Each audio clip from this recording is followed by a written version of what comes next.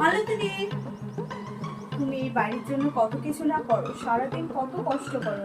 আজকে তোমার ছুটি, তোমার সব কাজ আমি করে নেবো। আমি চলে এসেছি, কেন এই টাকাটা নাও, তোমার ছেলে মেয়েদের জন্য কিছু চাউলের আর খাবার কিনে দেবে। হ্যাঁ আন্টি, রান্না করছো নাকি? আমি থাকতে তুমি রান্না করছো কেন? আমি আজকে সবাইকে রান্না করে খাবো, তুমি আজকে একটু রেস্ট না যাও।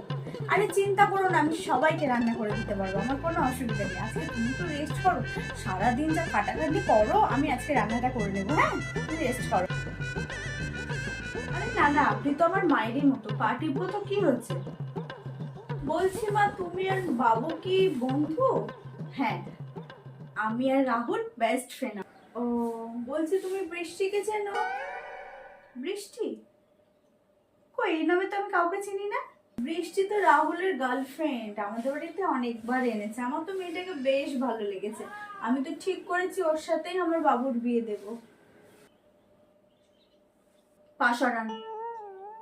কেন পাটা সরান?